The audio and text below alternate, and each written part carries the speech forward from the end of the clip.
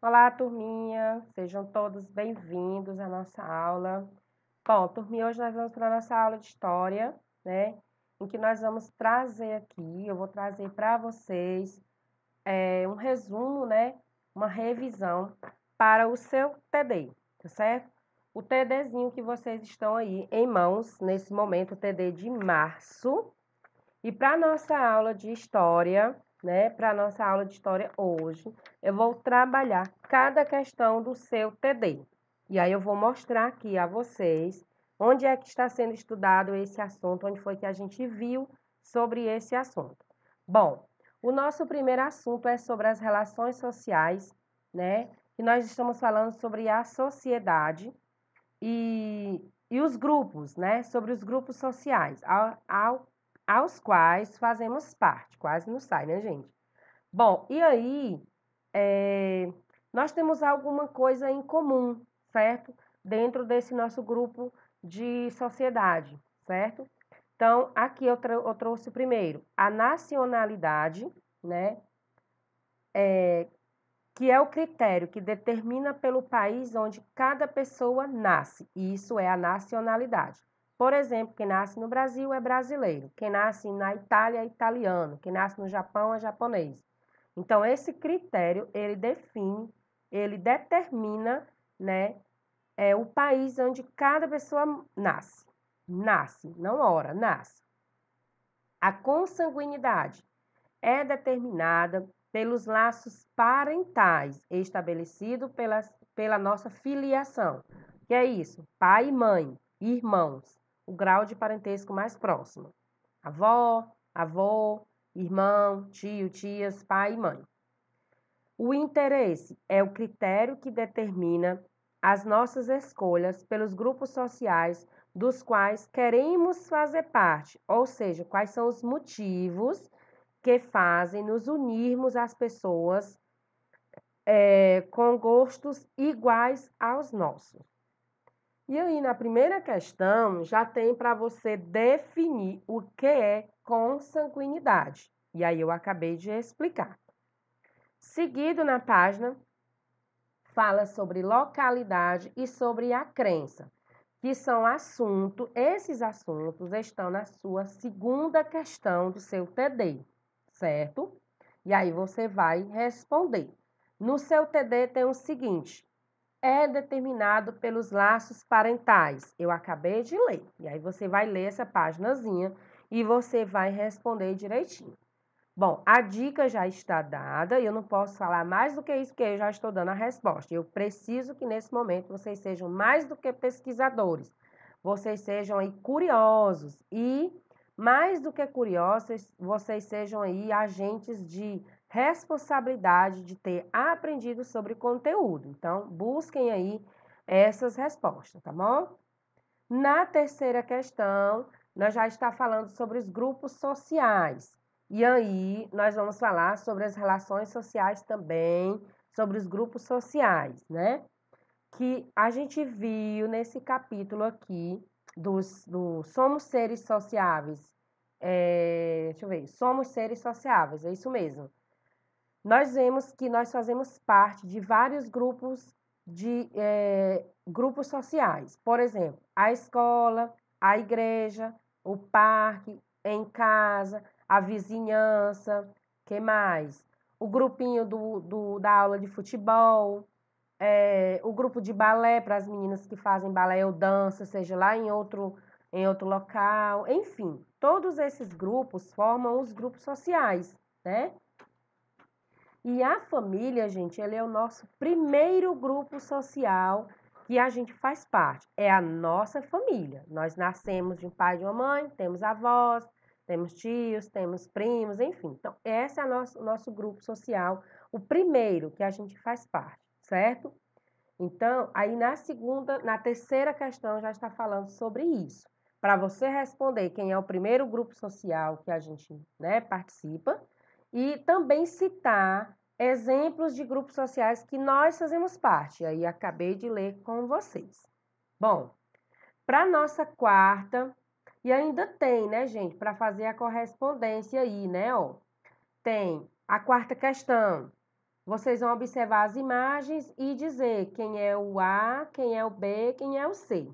Ó, tem 3 imagens e tem 3 questões. Em qual número da imagem que mostra o grupo social, que representa o local, onde vamos para buscar conhecimento e aprender coisas novas? Aí você vai responder com a imagem, a primeira, a segunda, a terceira. Aí você vai fazer essa correspondênciazinha, tá? Na B e na C também. Na quinta questão, está falando sobre as diferenças, né? Tem uma imagenzinha e vocês vão citar, vocês vão destacar, escrever quais são as diferenças que vocês observam nessa imagem. E aí, gente, parecido muito com essa página de vocês, do nosso assunto Vivemos Juntos, mas Somos Diferentes, tem pessoas de diversos tipos. Na imagem de vocês, do TD de vocês, nós temos um senhor, temos um meninozinho mais gordinho, temos um meninozinho de cadeira de roda, temos um rapaz com a bengalazinha, provavelmente ele não enxerga. Nós temos uma professora, né, que está com um negocinho na mão, bem negra, com cabelo bem cacheado. Enfim, nós temos aí mistura de pessoas. E aí vocês vão dizer as diferenças que vocês observam. Então, vocês podem dizer diferença no cabelo, diferença nas roupas, a diferença no jeito de ser, um é mais gordinho, a diferença... Eita, nossa, gente, agora quando a tia Diana está gravando, deu um barulho aqui, né, esquisito. É os vizinhos, desculpa aí. Bom, e aí, acontece disso, né, quando a gente está aqui nas aulas online, é assim mesmo. E aí, pessoal, voltando aqui para o nosso assunto, vivemos em sociedade, nós vivemos todos juntos, mas nós não somos iguais, nós somos diferentes. Nós apresentamos características próprias. Por exemplo, a tia Diana, né, tem o cabelo liso, tem a pele moreninha, tem o rostinho um pouquinho mais, né, com essa minha característica do meu rosto. É único, pode ser que alguma pessoa também tenha, enfim. O que mais? Eu sou baixinha, não sou muito gorda nem muito magra. Essa é a minha característica. Tem pessoas que têm o cabelo liso, a pele morena, mas não é igual a mim. Então, o que é que diferencia nós? Nosso comportamento, a nossa forma de viver, a nossa forma de lidar com a diferença dos outros. Tudo isso nos fazem diferentes. Mas nos juntamos quando estamos em algumas situações, né? Por exemplo, o que aqui está dizendo? Quando estamos na igreja, quando estamos na escola, quando estamos lá na rua, quando estamos na pracinha, no parquinho, enfim.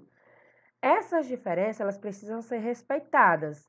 E aí é onde você vai observar o que é que me diferencia do meu colega. E é isso que você vai colocar aqui na questão 5, tá bom? Bom, passando sobre isso, nós vamos falar sobre os centros históricos. E na sexta questão tem perguntando o que são centros históricos. E olha só, os centros históricos são lugares muito importantes para todo o mundo. Eles guardam características que nos informam sobre como viviam nossos antepassados, oferecendo meios para que os estudiosos possam conhecer mais sobre a vida dos povos passados, além de conter muita riqueza cultural. Tia Diana, é tudo isso? Provavelmente, eu não vou nem dizer, porque aí eu estou dando a resposta. E aí, de acordo com o seu livro, com essa paginazinha que estou apresentando aqui, você vai citar 4 nomes de centros históricos que temos no Brasil. E aqui nós temos 14, então você vai escolher 4 e vai escrever. Sobre a história do município, que é a nossa 8ª questão. Nossa 8ª questão fala sobre a história do município. E aí tem para completar. Essa questão ABC está toda aqui nessa paginazinha, tá certo? Sobre a história do município. E aí eu não vou nem ler, vou só deixar aqui para vocês saberem que vocês vão pesquisar nessa página. Porque se eu for ler, eu já vou estar dando a resposta. Na 9ª questão, você vai classificar essas imagens como sendo bens imóveis e bens móveis. E aqui na página está falando, a página 37, nós estamos falando sobre os bens móveis, que são, olha só essas imagens, ó. Obras de arquitetura, escultura, pintura, núcleos urbanos, sítios arqueológicos e paisagísticos. E aqui eu trago algumas delas. A imagem do Cristo Redentor é uma escultura. Essa imagem aqui, que é lá de Brasília, é a igreja, tá, gente? Isso aqui é uma igreja lá em Brasília e é uma arquitetura, né? E aqui embaixo é uma paisagem interna do Shopping Iguatemi, também é uma arquitetura, que é a arquitetura, na nossa aula, a tia Diana falou sobre isso. É uma construção feita por um profissional arquiteto que arquitetou, que ele projetou algo para sair da forma como ele projetou. Bom, então vamos lá. E os bens imóveis são as coleções arqueológicas, acervos dos museus, documentos, bibliografias, arquivos, vídeos, fotos e filmes. E aqui tem os exemplos para vocês verem, tá? E aí na 9ª questão vocês vão escrever. Quem é bem imóveis? O Cristo Redentor, ele é o quê? Um bem imóvel? Aí você escreve. Aí aqui tem coleção arqueológica, que é a segunda imagem. Ele é um bem imóvel ou móvel? E aí você vai escrever e ao lado você vai dizer, tá bom? Na 10ª e última questão, nós estamos falando sobre a administração municipal, que está nessa paginazinha também falando sobre isso, tá? Sobre quem é a sede do município, quem é que atua nessa sede, né? Quem são os poderes executivo, legislativo, quem trabalha nele, enfim. A 10ª questão, item A, B e C, está nessas páginas aqui, certo? E aí a administração municipal, você vai ler, vai procurar as respostazinhas e vai completar direitinho, bonitinho. Bom, turminha, desejo a vocês bons estudos, uma ótima avaliação e tirem um 10. Até a nossa próxima aula.